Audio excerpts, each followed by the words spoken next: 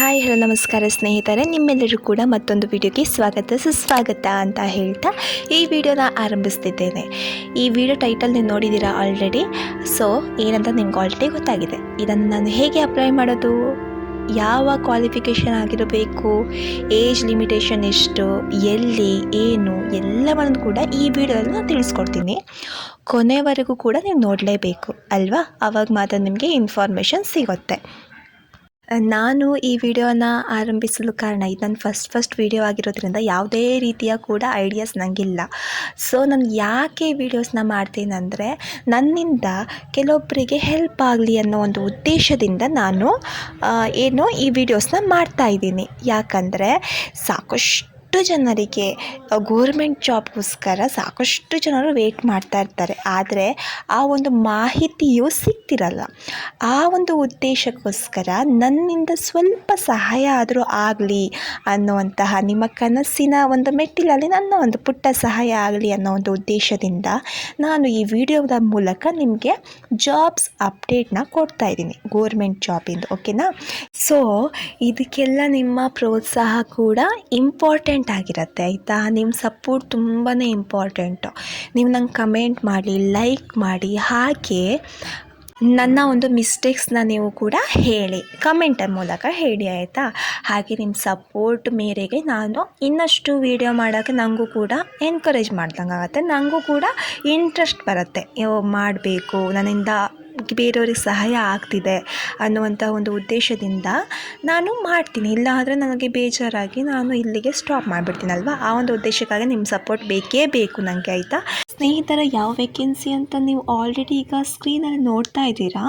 DHFWS Hassan vacancy ಆಗಿರೋದಿದು. Organisation ಬಂದು name ಏನಂದರೆ district health and family welfare society Hassan. ಓಕೆನಾ? ಸೊ ಇದು ಯಾವ ಪೋಸ್ಟಿಗೆ ಅಂತ ನೋಡೋಣ ಈಗ. ಸ್ನೇಹಿತರೆ, ಇದು ಜಿಲ್ಲಾ ಎಪಿಡೆಮಿಯಾಲಜಿಸ್ಟ್ 1 ಪೋಸ್ಟ್ ಇರುತ್ತೆ, ಹಾಗೆ ಜಿಲ್ಲಾ ಕೋಆರ್ಡಿನೇಟರ್ 1 ಪೋಸ್ಟ್ ಇರುತ್ತೆ, ಆ್ಯಂಡ್ ಬ್ಲಾಕ್ ಎಪಿಡೆಮಿಯಾಲಜಿಸ್ಟ್ 4 ಪೋಸ್ಟ್ ಇರುತ್ತೆ. ನೆಕ್ಸ್ಟ್ ಇಲ್ಲಿ ನೀವು ನೋಡ್ಬೋದು, ಜಿಲ್ಲಾ ಕೋಆರ್ಡಿನೇಟರಿಗೆ BSc, BDS, BAMS, BHMS, BYNS, BUMS, MSc and MPH, MHA ಈ ಥರಂತಹ ಒಂದು ಕ್ವಾಲಿಫಿಕೇಷನ್ ಆಗಿರಬೇಕು. ಇಲ್ಲ ಎಪಿಡೆಮಿಯಾಲಜಿಸ್ಟಿಗೆ MBBS post graduation, MPH, MSc ಈ ಒಂದು ಗ್ರ್ಯಾಜುಯೇಷನ್ ಆಗಿರಬೇಕು ಅವ್ರದ್ದು. ನೆಕ್ಸ್ಟ್ ಬ್ಲಾಕ್ ಎಪಿಡೆಮಿಯಾಲಜಿಸ್ಟ್ದು BSc, BDS, BPT ಆ್ಯಂಡ್ ಗ್ರ್ಯಾಜುಯೇಷನ್ನು, MBBS post graduation, MD, MPH, MSc and master degree, PhD ಈ ಆದವರು ಇದಕ್ಕೆ ಅಪ್ಲೈ ಮಾಡ್ಬೋದು. ಓಕೆನಾ? ಇಂಥ ಒಂದು ಎಲಿಜಿಬಲ್ ಇದ್ದವರು, ನಿಮ್ಮದು ಕ್ವಾಲಿಫಿಕೇಷನ್ ಇದೆಲ್ಲ ಇದ್ದರೆ ನೀವು ಅಪ್ಲೈ ಮಾಡ್ಬೋದು. ನೆಕ್ಸ್ಟ್ ಕೋಆರ್ಡಿನೇಟರಿಗೆ ಬಿಲೋ 40 ಇಯರ್ಸ್ ಒಳಗಿನವರು ಅಪ್ಲೈ ಮಾಡ್ಬೋದು. ಆ್ಯಂಡ್ ಬ್ಲಾಕ್ ಎಪಿಡೆಮಿಯಾಲಜಿಸ್ಟಿಗೆ 45 ಇಯರ್ಸ್ ಒಳಗಿನವರು ಅಪ್ಲೈ ಮಾಡ್ಬೋದು. ಮಿನಿಮಮ್ 45 ಇಯರ್ಸ್ ಒಳಗೆ ಅಪ್ಲೈ ಮಾಡ್ಬೋದು. ಓಕೆನಾ? ನೆಕ್ಸ್ಟ್ ಸೆಲೆಕ್ಷನ್ ಪ್ರೋಸೆಸ್ ಬಂದು ಮೆರಿಟ್ ಲಿಸ್ಟ್ ಮೇಲೆ ಡಾಕ್ಯುಮೆಂಟ್ ವೆರಿಫಿಕೇಷನ್ ನೆಕ್ಸ್ಟ್ ಮಾಡ್ತಾರೆ. ನೆಕ್ಸ್ಟ್ ಇಂಟರ್ವ್ಯೂ ಮೂಲಕ ನಿಮ್ಮನ್ನು ಸೆಲೆಕ್ಟ್ ಮಾಡ್ತಾರೆ. ನಾನೀಗ ಸ್ಕ್ರೀನ್ ಮೇಲೆ ಕೊಟ್ಟಿದ್ದೀನಿ ಯಾವ್ಯಾವ ಡಾಕ್ಯುಮೆಂಟ್ಸ್ ಬೇಕು ಅದೆಲ್ಲ ರೆಡಿ ಮಾಡಿಟ್ಕೊಳ್ಳಿ. ಹಾಗೆ ಅಪ್ಲಿಕೇಶನ್ಸ್ ಫಾರ್ಮ್ ನಮಗೆ ಎಲ್ಲಿ ಸಿಗುತ್ತೆ ಅದೆಲ್ಲ ನಾನೀಗ ನಿಮ್ಗೆ ತಿಳಿಸ್ಕೊಡ್ತೀನಿ. ಅದೆಲ್ಲ ಕರೆಕ್ಟಾಗಿ ಫಾರ್ಮ್ ಫಿಲಪ್ ಮಾಡಿ ಆ ಒಂದು ಅಡ್ರೆಸ್ಸಿಗೆ ನೀವು ಕಳಿಸ್ಬೇಕಾಗತ್ತೆ. ಓಕೆನಾ? ಯಾವ ದಿನಾಂಕದೊಳಗೆ ನಾವು ಕಳಿಸ್ಬೇಕು ಅದನ್ನು ಕೂಡ ನಾನು ಸ್ಕ್ರೀನ್ ಮೇಲೆ ನಿಮಗೆ ಶೋ ಮಾಡಿದ್ದೀನಿ. ಯಾವ ಡೇಟ್ ಅಂದರೆ ಅದು 11 ನವೆಂಬರ್ ಒಳಗೆ ನಾವನ್ನು ಕಳಿಸ್ಬೇಕು. ಓಕೆನಾ?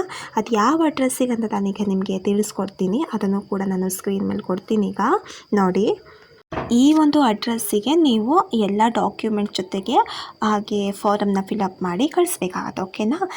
ನೆಕ್ಸ್ಟ್ ಡಾಕ್ಯುಮೆಂಟ್ ವೆರಿಫಿಕೇಷನ್ ಇದೆ ಅಂತ ಹೇಳಿದ್ನಲ್ಲ, ಅದು ಎಲ್ಲಿ ಅಂತ ನಾನು ಅಡ್ರೆಸ್ ಕೊಟ್ಟಿದ್ದೀನಿ. ಅದೇ ಅಡ್ರೆಸ್ಸಲ್ಲಿ ಇರುತ್ತೆ ವೆರಿಫಿಕೇಷನ್. ಅದೇ ನಿಮಗೆ ಅಲ್ಲೇ ಕರೆದು ನೀವು ಹೋಗಬೇಕಾಗತ್ತಲ್ಲಿ. ಅಲ್ಲೇ ನಿಮ್ಮದು ಡಾಕ್ಯುಮೆಂಟ್ಸ್ ವೆರಿಫಿಕೇಷನ್ ಮಾಡ್ತಾರೆ ಅವರು.